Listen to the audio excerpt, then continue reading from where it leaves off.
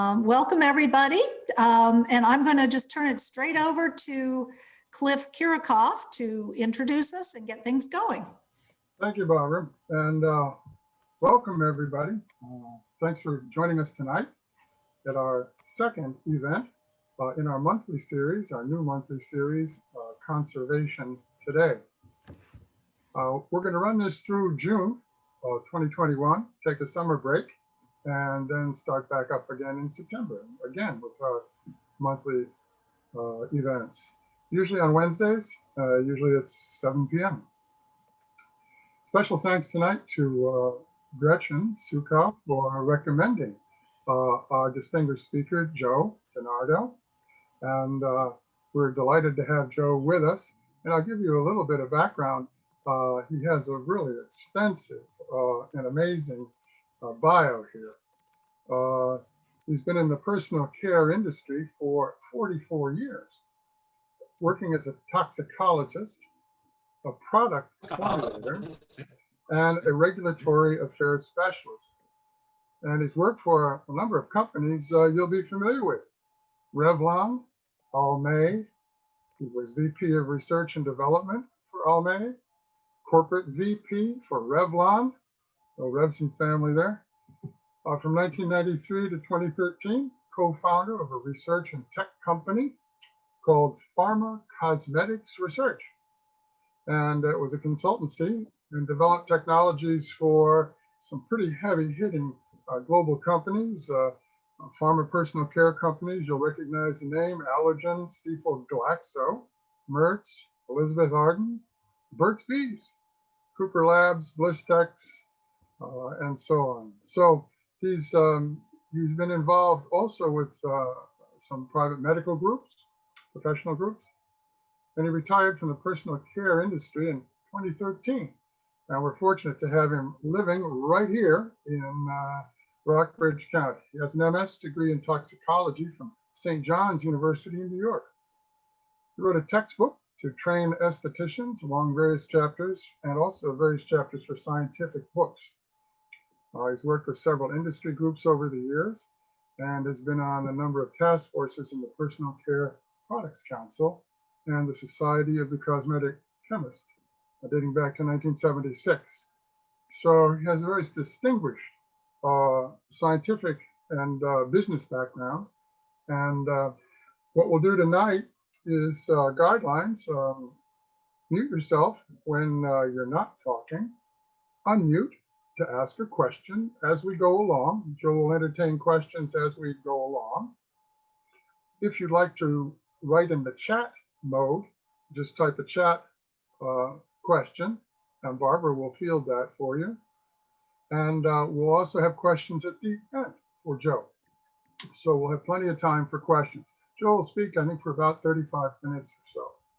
So without any further ado, I'm going to turn it over to Joe. Thank you, Joe. Good. Thank you so much. I appreciate it. So a couple of is one, I'm extremely morning person. So right now is about kind of my waning hour. So if I start slurring my words or not as clear as I need to be, please forgive me, and we'll work our way through it. So tonight's lecture is really what's in your water. I love that commercial that's on TV with the credit card that says what's in your wallet. And of course, the short answer to what's in your water is everything. Everything ends up in the water. This is one of the more significant things that we need to understand and recognize in life. And we'll go through some of those issues. And so really the question is really, what is the impact of chemical pollution? This is really, really important. So a couple of things really, just like any problem, the way you start solving problems is first you have to admit that there is a problem.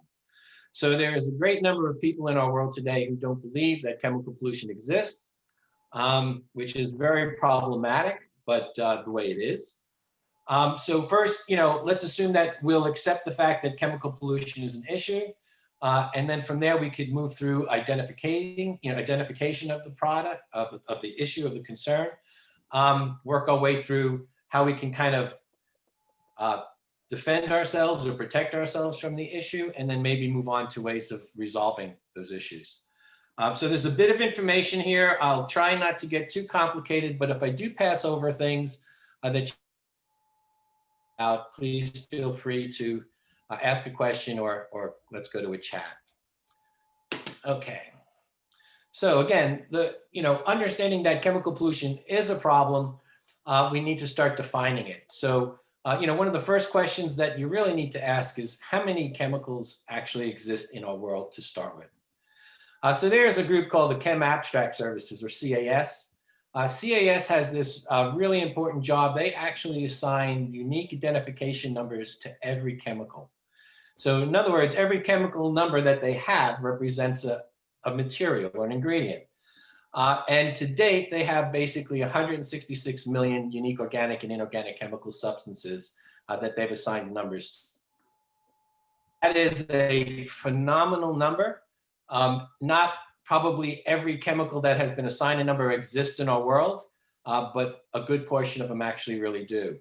One thing that's even more concerning to me about the fact of having to deal with 166 million chemicals is the speed at which we develop chemicals. The CAS people claim that they get about 15,000 requests for new numbers. That's about 625 chemicals an hour.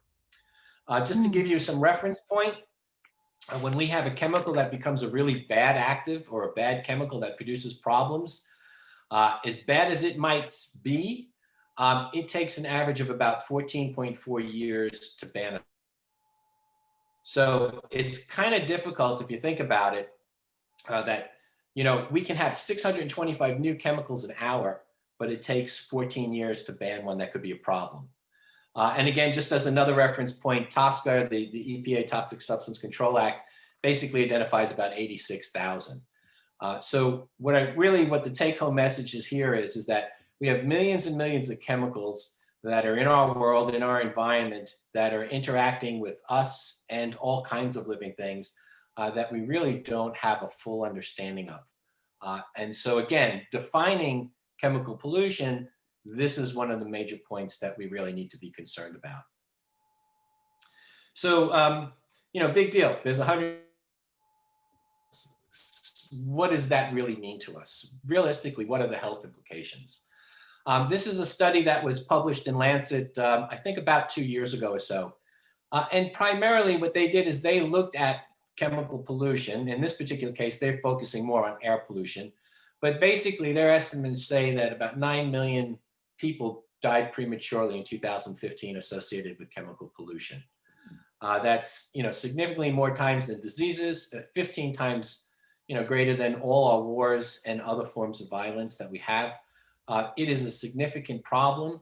And in underdeveloped countries, which unfortunately I hate to say this, but once a chemical becomes banned in like our country in the US, the first thing that raw material manufacturers do is try to find places they can still sell it. So undeveloped countries do not have regulations, and therefore these chemicals are still allowed.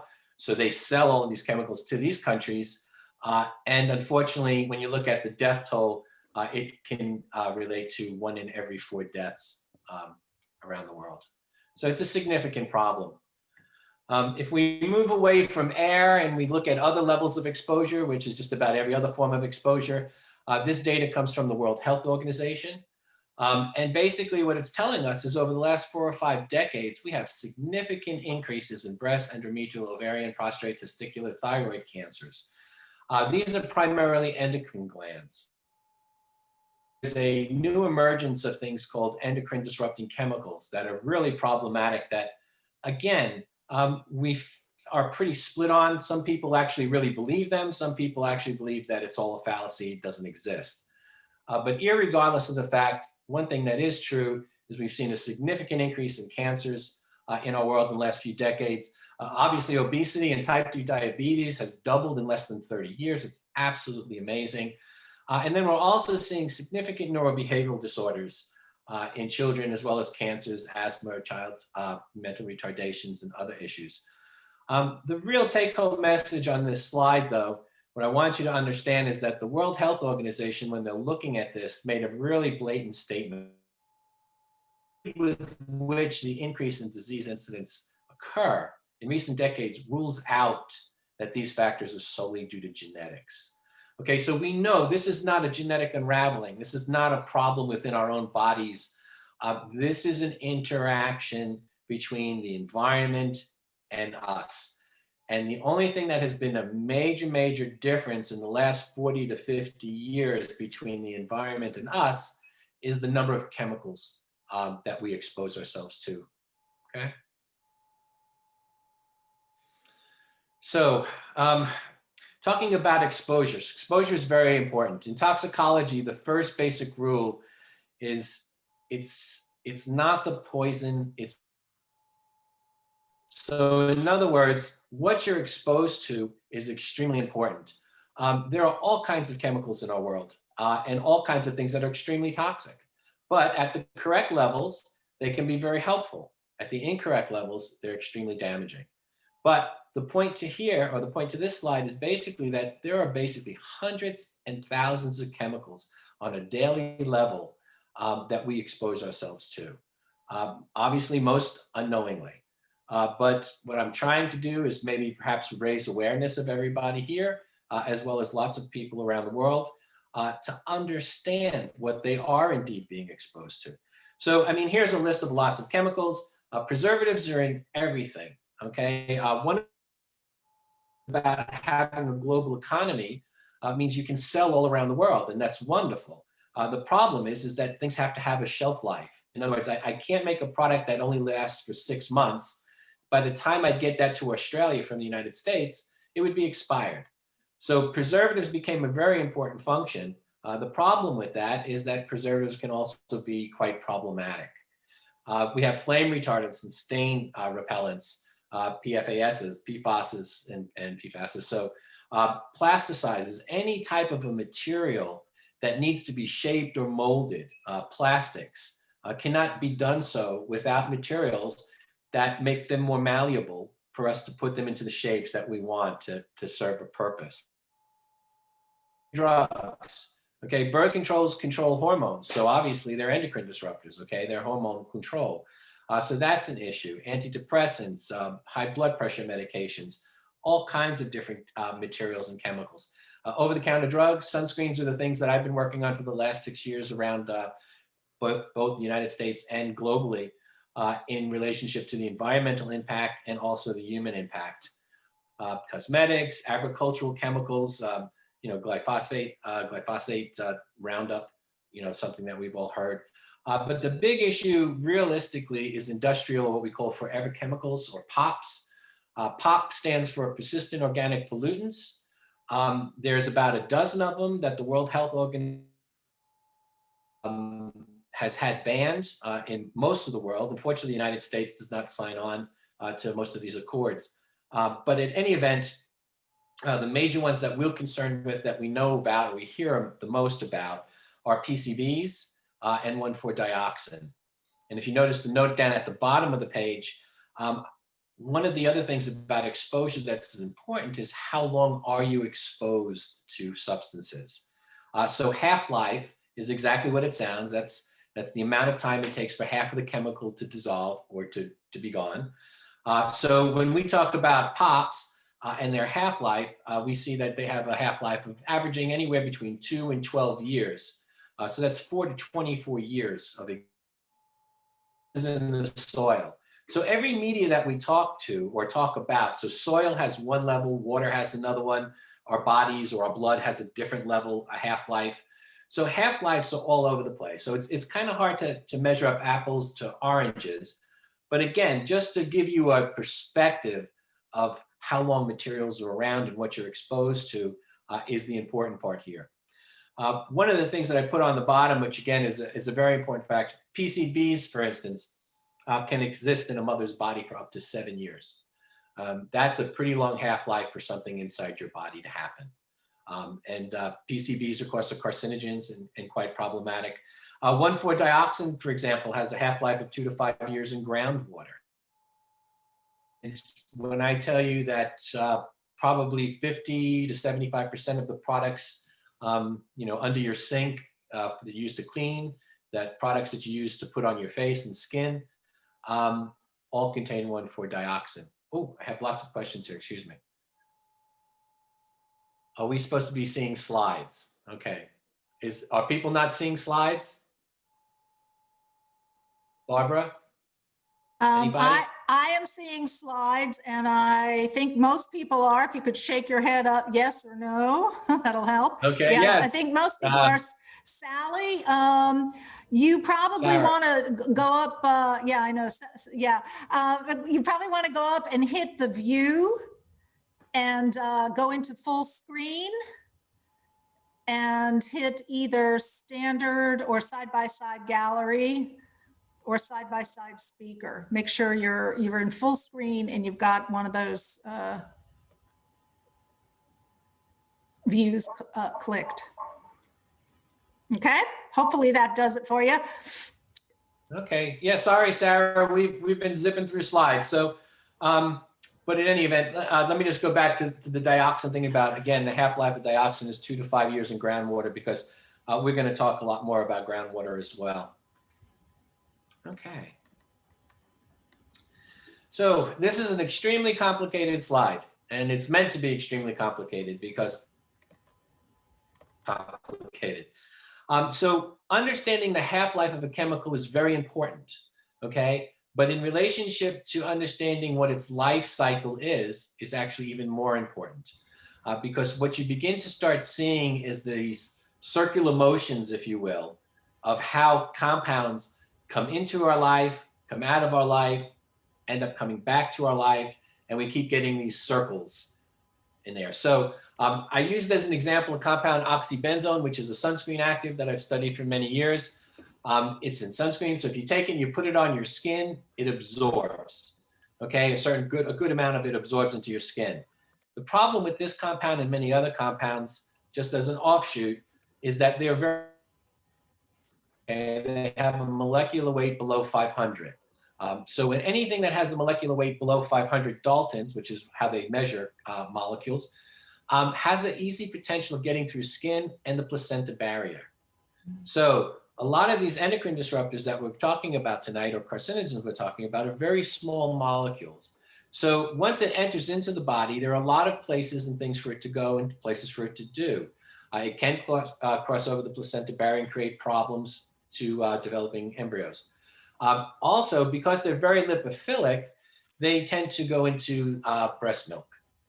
So the other problem, the other issue here is that these materials, when nursing, are going into the child or into your baby, your neonate. Unfortunately, up until about the age of 2, do not have a very high functioning liver. They do not break down all the enzymes. They don't have all the enzymes that break down these things. Oxybenzone happens to be one of those chemicals that children cannot break down. So again, there's some side issues here. But irregardless, once it absorbs through the body, it gets excreted. From excretion, it goes into either, depending on what your septic system is, if you have a septic system is, or wastewater treatment system, it will go to that. Depending on the type of wastewater treatment system, usually ROS systems or reverse osmosis systems are very effective at removing a lot of chemicals. Unfortunately, if we don't have an ROS system, a lot of chemicals come back into the tap water. And we water our gardens, our vegetables, our fruits, our things of that nature. Believe it or not, what's in that water will become wicked up and go into the plants. There's a lot of interesting papers that have been written showing how this occurs and this happens, and it's very problematic. And of course, if you grow things with water that's contaminated with toxins and you eat that food goes back into your system. And again, we are circling all the way through, in and out. If we go to the right side of our column, things that stay on the body don't really stay on the body for a very long period of time. People designate products as wash off or leave on. And in reality, there's no such thing as a leave on product, because eventually you're going to go into the shower, wash it off. In this particular case too, if it's a sunscreen, you might wear it, obviously jump in the water in the pool. You're going to wash it off in the pool, or if you go into the ocean, you'll wash it off. So again, depending on what your mode of action is, it ends up in the same place all the time. It always ends up back into the water. Now, if we do get it out of the water, we can go to biosolids. And this is just where all the materials kind of get filtered into and separated out of. The problem with biosolids, or from my case with the toxicity of biosolids, is that they contain hundreds of chemicals that are toxic that don't become removed. So if we take those things and put them into the land and we grow things, again, we have the same problem. We'll wick up the chemicals into whatever it is, fruit, grass, whatever, and whatever eats those things will become contaminated. One of the other issues we have when it does get into water is this bioaccumulation and biomagnification. So again, this particular compound will be it will harm single cells. So you have microbacteria in the water that become affected. You have algae that becomes affected. The fish that eat the algae become contaminated. The bigger fish that eat those fish are contaminated. And of course, as we eat fish, it is also contaminated. There was a great paper done in the EU which showed that fish, irregardless of whether it's canned, like canned sardines or types of chemicals in them, whether you do aquacultured fish, it has these chemicals in it when they identify the meat of the fish, and whether you go out and catch wild fish, it has these chemicals in them. So we are now at a point in our life that everything is in the water, and it's in all water, everywhere, okay? So you have the environmental damage, which is caused by either the reduction of the ability for species to survive and they die, or they become contaminated and eventually poison themselves or can't reproduce. The one thing I do want to bring up on this is microplastics. And microplastics bring a whole different dimension into this game as well. Microplastics basically extend the life of toxicity, okay? The concerning these chemicals. And so if we go into the microplastic world, this was a study that was recently published as well a few weeks ago. And just to do it easier, polyethylene is what we would recycle and would be a number 2. You might see it as HDPE, meaning high density polyethylene. But polyethylene itself, if we took it and feed it to fish, it's not toxic, okay, what we call virgin polyethylene. If we take polyethylene and we expose it to various chemicals, and in this study they used benzopyrene, which are from tires, the perfluorooctane sulfonic acid, or the PFOS, which is what we would know as Scotchgard, things that repel stains on our furniture and our rugs. And we talked about, we see that it produces what we would call embryotoxicity. It actually reduces the amount of live embryonic fish that will be hatched. It prevents hatching. It also kills the embryos at early development stage. Benzopyrene and oxybenzone are very problematic in relationship to, they produce all kinds of developmental abnormalities, behavioral effects, things that would reduce the life of these species, okay?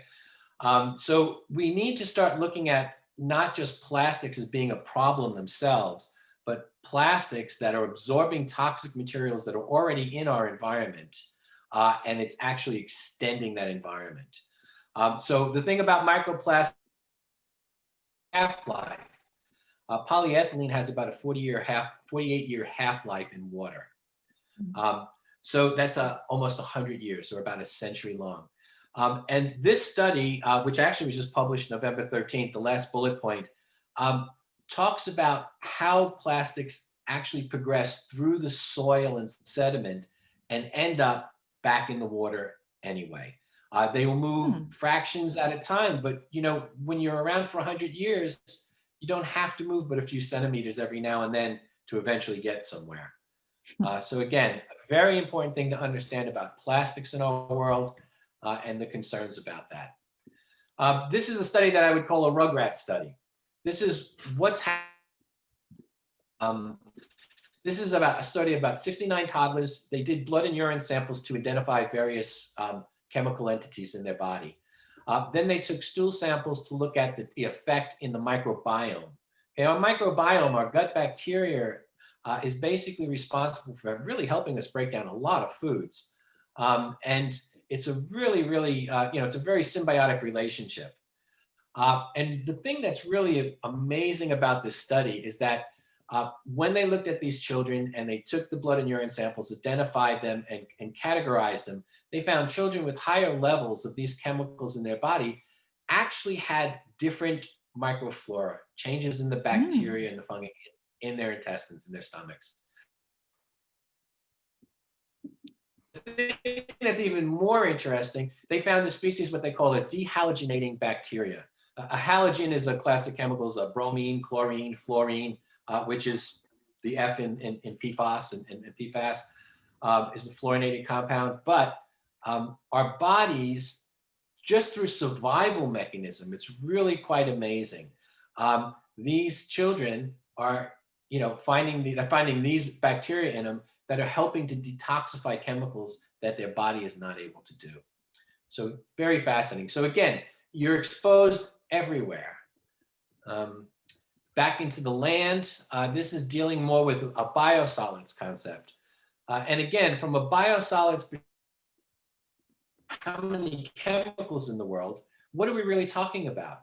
Wastewater treatment plants handle approximately 300 million pounds of feces a day.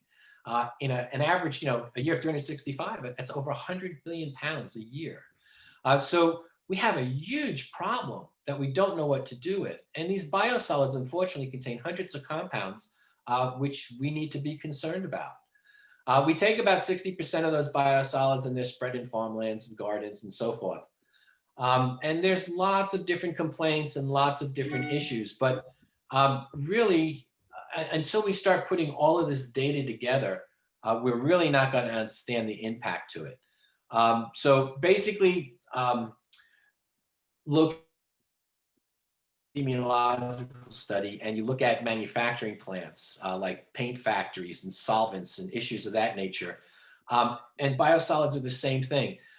Plants that try to process biosolids have a way of evaporating these or volatilizing a lot of these chemicals. And so you get all kinds of reports, everything from acute illness in humans to animals dying and all kinds of interesting things. But an interesting thing that they did point this to is algae bloom. So if you're a state that lives along the coastline, California, Florida, Carolinas, up and down, or in the Gulf, and you have a lot of agricultural products and you use biosolids, that runoff will go in and it will produce death to a lot of the organisms, the form of algae that we really don't like to have plenty of room. It's very opportunistic, and we get these algae blooms that are very problematic. Okay. Earlier, there was somebody that mentioned something about PFASs and the 70 parts per trillion. So I will tell you that 70 parts per trillion sounds like it's a really, really small amount. But FDA gets worried when anything ends up in the blood at levels at 0.5 or 0.5 parts per trillion or higher, primarily because through their experience, carcinogens, endocrine disruptors, and things of that nature have a potential adverse effect at those levels because they're significantly low. Again, like I said, when you take chemicals and you put them in your ground, those chemicals wick up through the grass and through the pastures. And so there's one quote in there from a gentleman from Michigan who recently said, if we actually test PFASs in milk for cows, we'd end up putting the dairy farmers out of business, which is a very scary point because there's something, that we do need to be concerned with. And again, it wouldn't bother me if you told me you had a glass of milk a week. I had a granddaughter that used to drink about a gallon of milk a day. And so, again, exposure is everything. How much you come in contact with is really, really, really the key.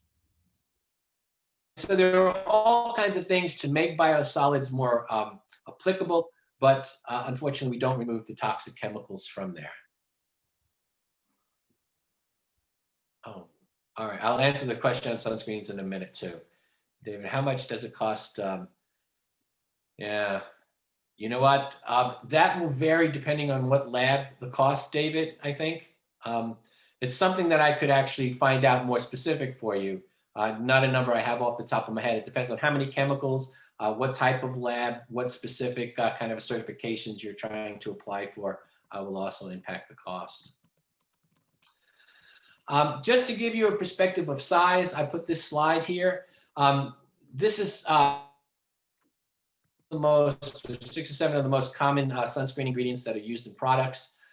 This is a paper that was done in 2014 that took a look at what chemicals are in the water, sunscreen chemicals. And he did it around the world, in Hong Kong, Tokyo, New York, Los Angeles. The other 2 cities are in China, Bangkok, and the Arctic.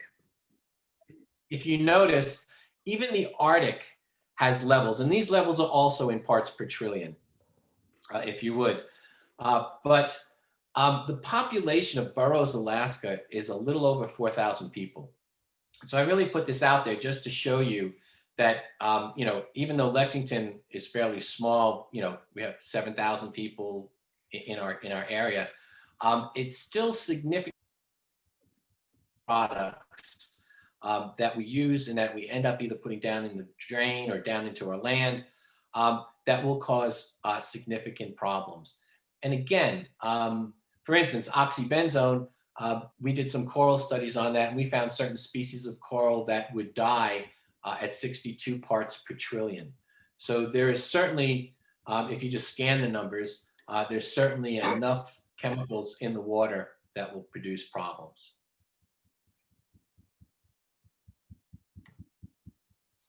Oh, I'm sorry, can I repeat question 1? Which question, Barbara? I apologize. Just any question you answer, if you could just repeat it. Because nobody can read the things. I apologize. Okay. So, you know, we get to this place now where we have to ask ourselves a question. Well, what do we really do to protect ourselves? How do we minimize this exposure? What do we do? So, of course, you could live in a bubble, but of course, that's plastic, and plastic has plasticizers in it like BPA and all kinds of other issues that could be toxic. You could, you know, hear no evil, see no evil, speak no evil like our minion friends and ignore reality, which is also a function that people do. The state of California does something really interesting to try to control their pollution problems.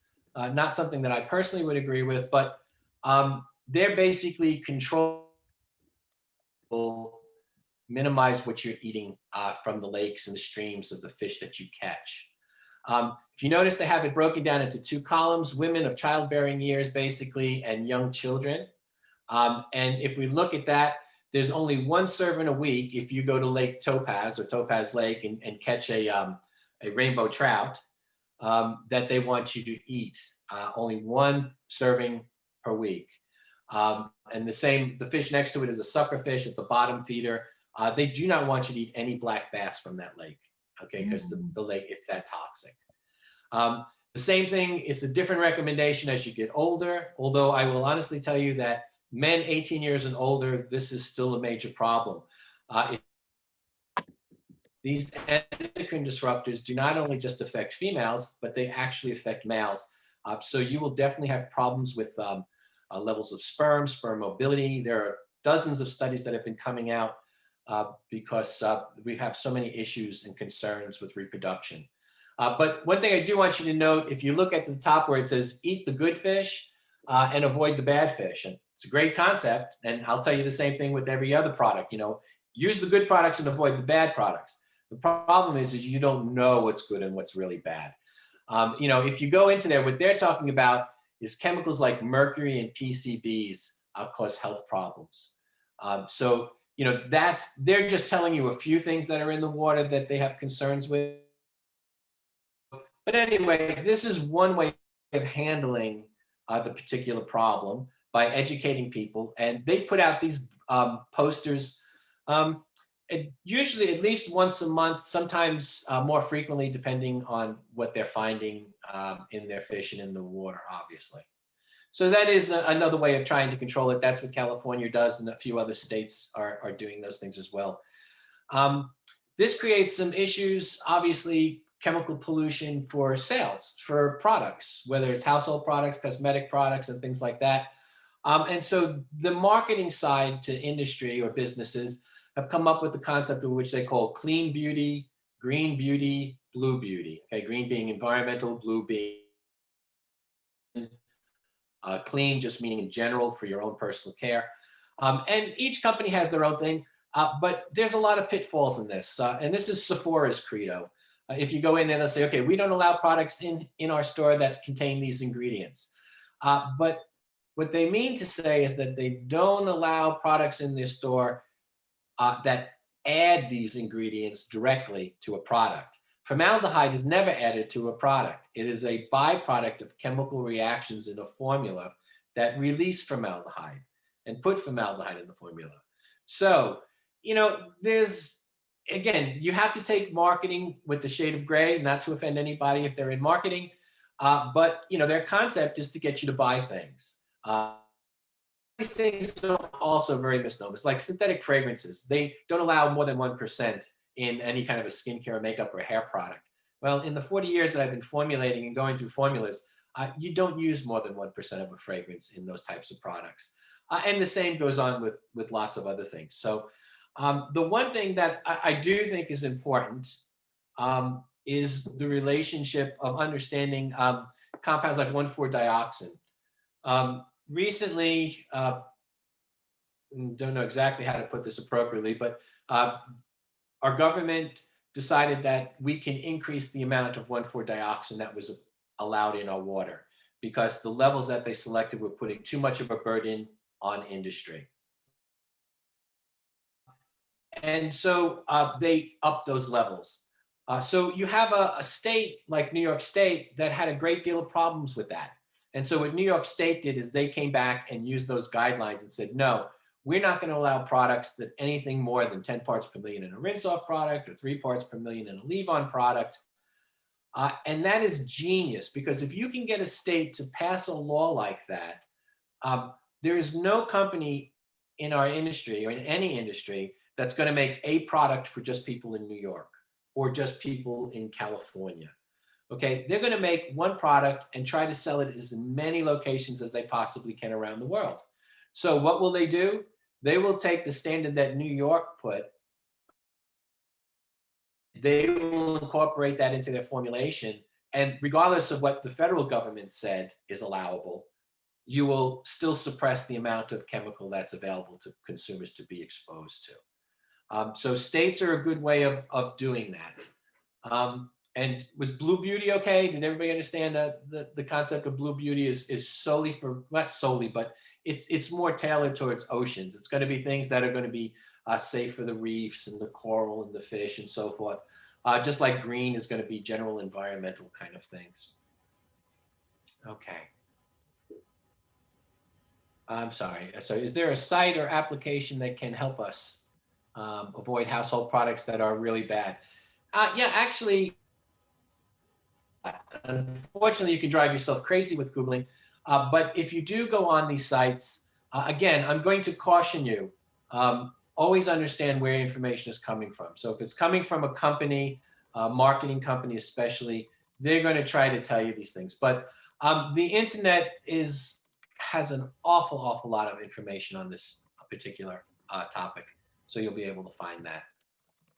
Okay, just some general ideas, because realistically, what I really want people to begin to understand is that this is a problem that requires a solution from every individual person.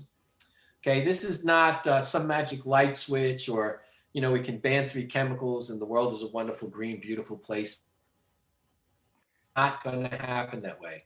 When you have, you know, millions, hundreds of millions of chemicals in the world, it's just not going to work. But one thing that Joan and I have used for years, probably about 30 years or so, is a steam cleaner. It's just a little machine. You put DI water in and it kicks out steam. It's about 200 degrees Fahrenheit, which is great because anything over 180 kills all bacteria and things of that nature. And it's incredible. You can clean countertops, floors, cabinets, just about everything with it. And you're not using any chemicals whatsoever.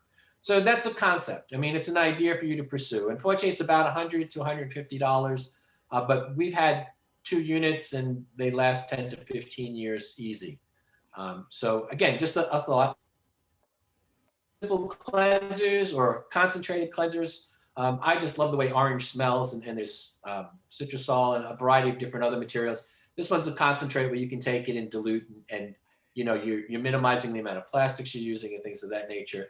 The same with the reusable products up on top of Blue Land. I think it's a great idea. It doesn't do a lot to reduce chemical exposure, but what it does do a lot to do is it minimizes the amount of water we have to ship all around the world. Every gallon of water weighs 8 pounds.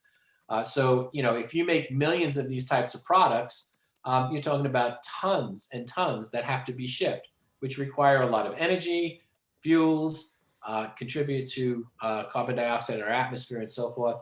But again, the concept of plastic bags, I don't really know how we even got into plastic bags or why we even use them.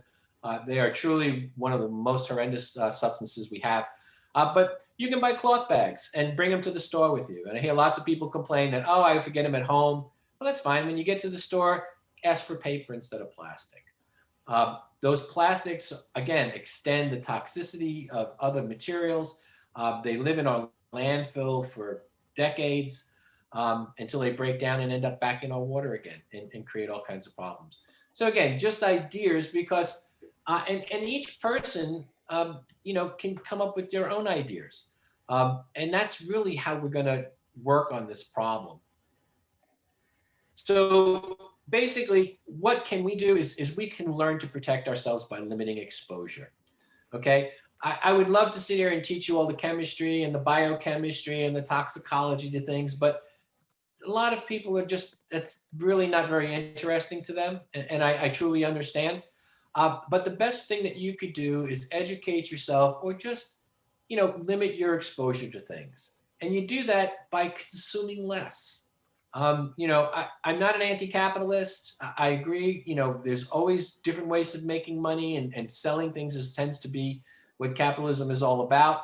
But we have to consume less. We have to reduce what we use. We have to reuse what we have, and we thing. And I know there's a lot of issues in Rockbridge about recycling at the moment, but really,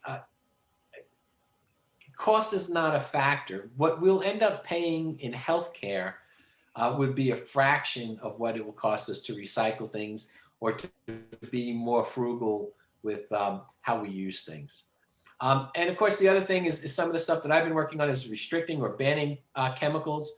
The World Health Organization, when it came out with the persistent organic pollutants, those POPs, and they banned those back in 2001, I believe, in most places in the world. The United States, unfortunately, is not a consignatory to their agreement, but they basically started to environment rebounds. The environment comes back. So things like pesticides and all these types of herbicides and different types of chemicals that are of concern, when we start banning those chemicals from being used, the environment starts coming back. It starts growing. You know, the habitats of environments come back and they come back healthier and more lively. They can reproduce. We see a more, you know, fruitful form of life. And the health concerns and the health perspectives that even plague humans tend to dwindle away. So again, you know, that's a great concept. The problem again is if you have 625 chemicals an hour, you know, hitting our world, it's kind of hard when it takes 14 years substance through our government or through legal issues and concerns. So that is actually the presentation. And I tried to read a couple of different things as we were going through, but did probably a half bad job at that. But if you have any questions, I think we still have some time, right? Mm-hmm. I'll be happy to entertain if there's anybody still out there. Yes, we're here. Okay. Do you want me to read some of the chat questions to you, Joe? Yeah, if you would do that for me, that would actually help. Excellent. Okay. Here's a question. Has there been an effort to get Walmart and CVS to stop using plastic bags? Those are just two of the worst offenders. Yeah. So absolutely so. You know, there's well, again, so this is a weird cycle that happens. Not perhaps so much in our area, but in lots of other locations, local groups and state groups have really worked very hard at banning plastic bags. Unfortunately, one of the things that happens is that governments tend to use a term called preemption. So like in Key West, we were able to get sunscreens banned, certain sunscreen chemicals banned. Unfortunately, the lobbyists who sell sunscreens had a big problem. They started going into the representatives, different senators and congressmen, and basically convincing them that that was a really bad idea and that the people in the town of Key West have no idea what they're talking about. And so that they should preempt that. And so basically it's a way of doing is muzzling the people. So that's a big problem. However, I have done campaigns and different types of ads where we have mailed postcards to places like Walmart and Target about different issues. And when large companies start seeing that a big population of their customers are displeased with something, it causes them to. So again, I encourage anybody to do these kind of campaigns, even just a simple postcard like, please stop using plastic bags. Can you reuse, goes back to paper, or give people a coupon if they bring their own bag. I mean, there's a million different things you can come up with, but those campaigns are really important. And I would highly recommend going directly to these big box stores because they will respond. Good. Good. Okay, here's another question. If you were to guess what the worst compound would be in the Maury Service Authority's waste treatment plant sludge, what would you say? I would say that's a loaded question.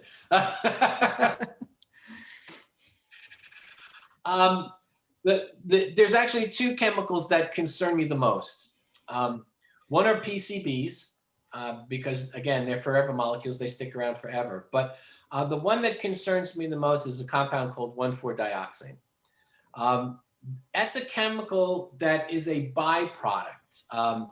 There's a chemical process called ethoxylation, okay?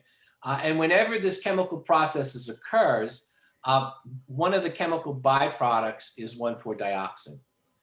So if you ever look at an ingredient label and you see a chemical and it ends in the letters ETH, in F, okay? That's implying that it's an ethoxylated molecule.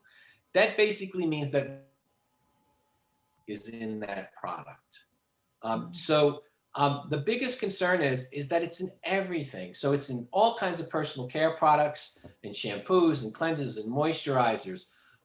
And I believe there was one issue where there was a mill somewhere that was applying a product to minimize the warping, or protecting green wood, if you would. And the compound that they're spraying on that is an ethoxylated compound. So it has 1,4-dioxane in it. And that, of course, is right off, the stream. So I would say my biggest concern is the compound 1,4-dioxane. One, because it has an extremely long half-life, and two, I think you will find not just in sludge, but also freely in water as well. Okay. Yeah. Could you please discuss raw versus processed milk regarding pollutants?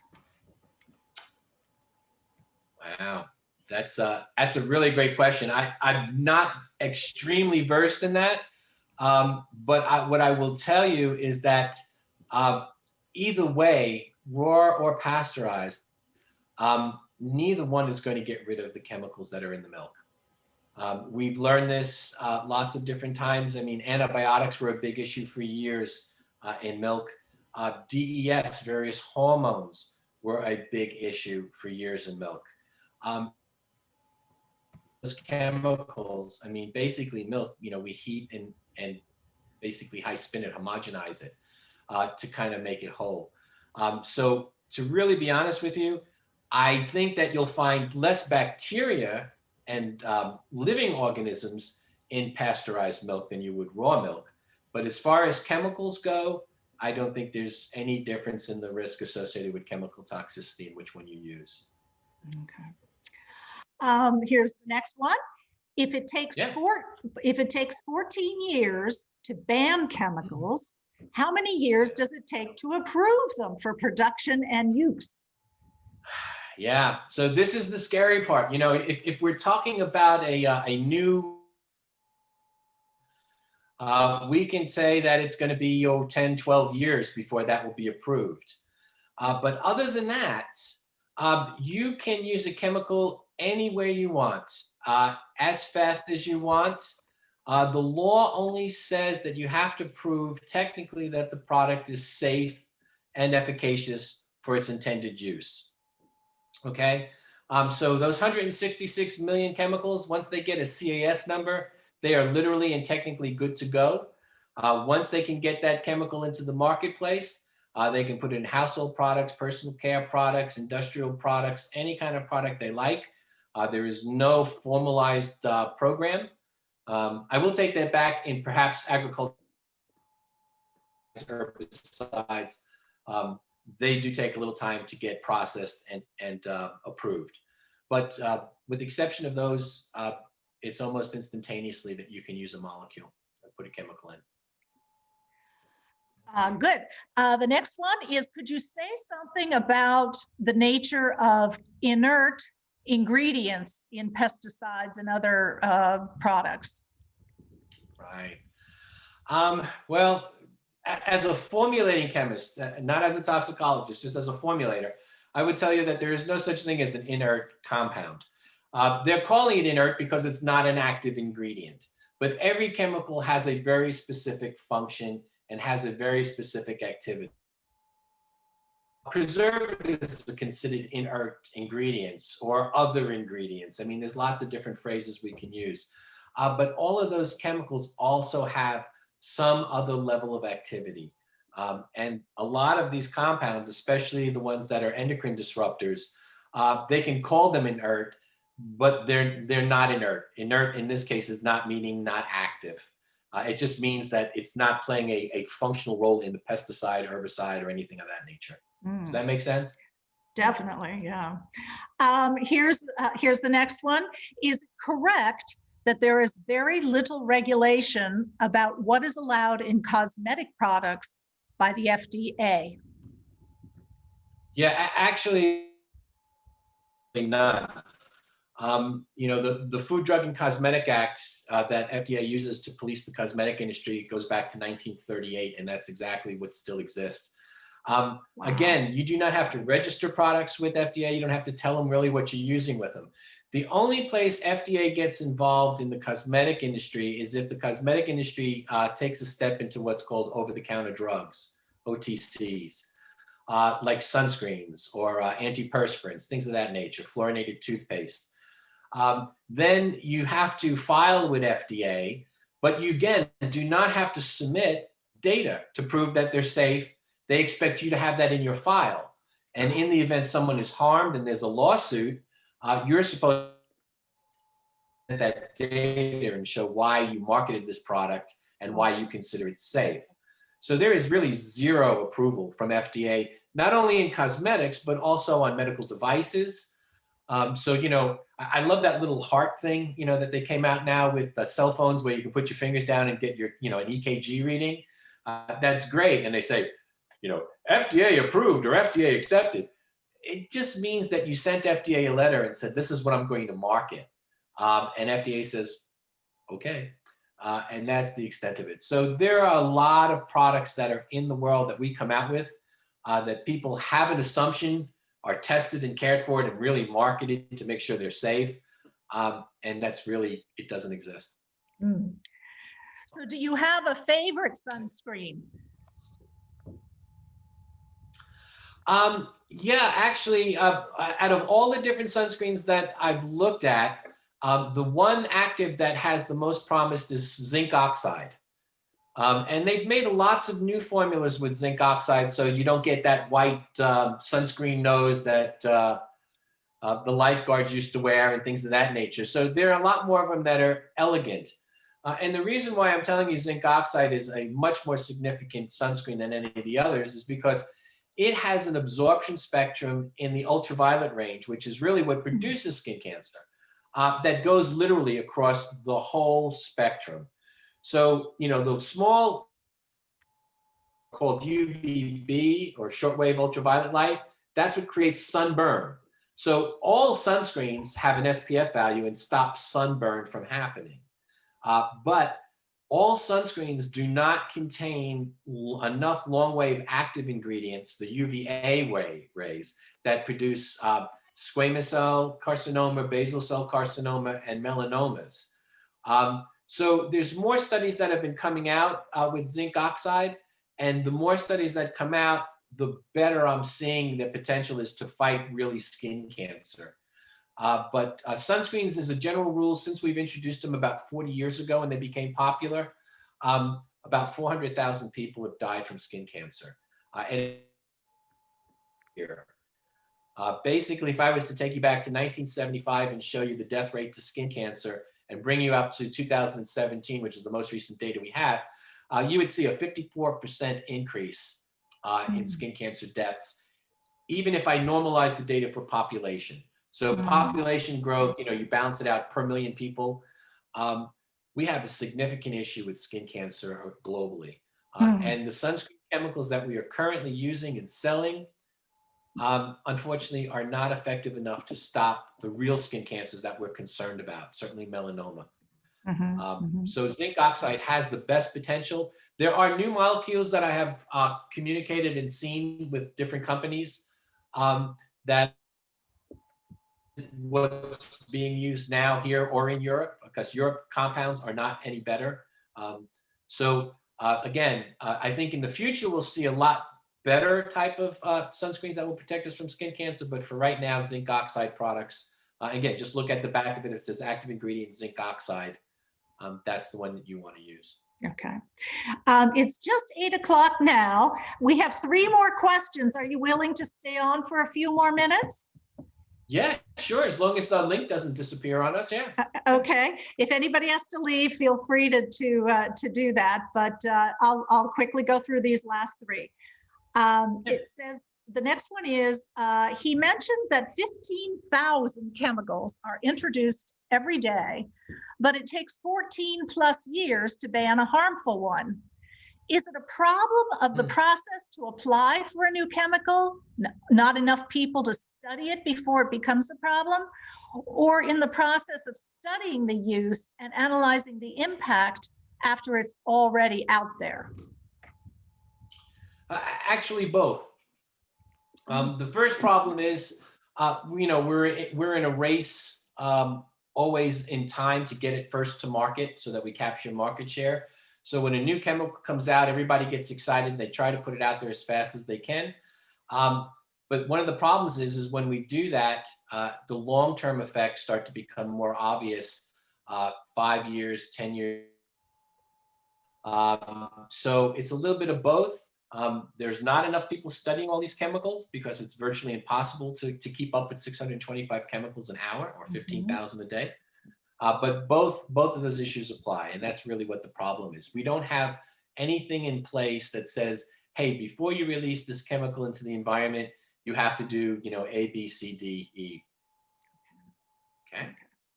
So next to last one, what is the best consumer water filter that you can buy? Not a whole house system. Brita, Zero, Pure, Other? I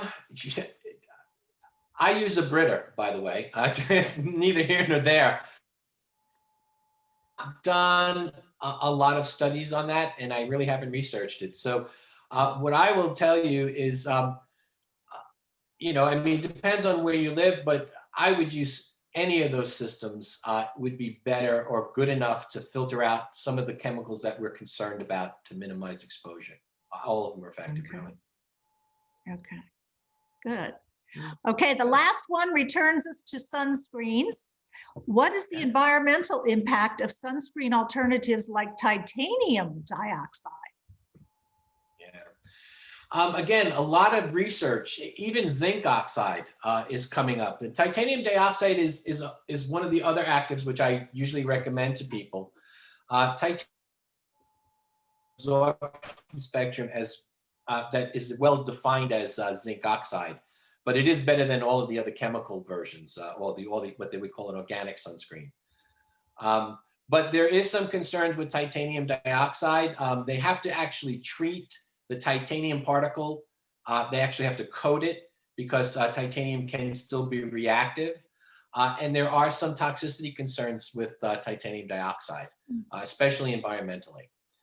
And again, going back to one of the very first things we said, it's not the poison, it's really the dose. So as much as I like zinc oxide and as much as I like titanium dioxide, if we got rid of every other chemical and only use those,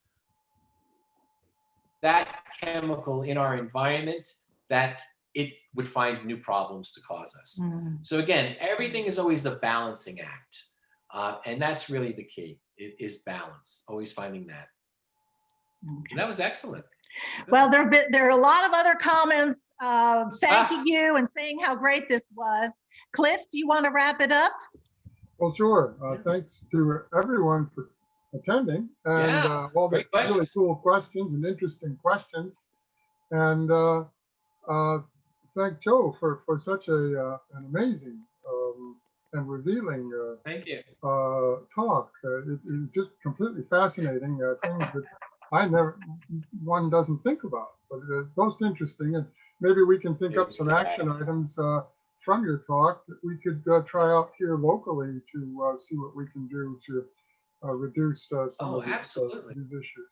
Now, I want to also thank Barbara for her fantastic work in managing the discussion. And I wanted to announce our next event, which is going to be on Wednesday, as usual, 7 p.m. on December 9th. And we're going to have Tom Stanley, our local extension agent here in Lexington, based in Lexington. And he's going to give us a lecture, a discussion on sustainable agriculture. And that would kind of reinforce and follow on Dave Harbour's fascinating lecture on regenerative agriculture. So December 9th, 7 o'clock, Zoom, and we'll be hearing from Tom Stanley. So thank you all very much, and thank you, Barbara. Thank you, Cliff. Yeah. Thank you, Joe. Appreciate it. Everybody have a lovely night. Bye-bye. Thank you. Bye-bye.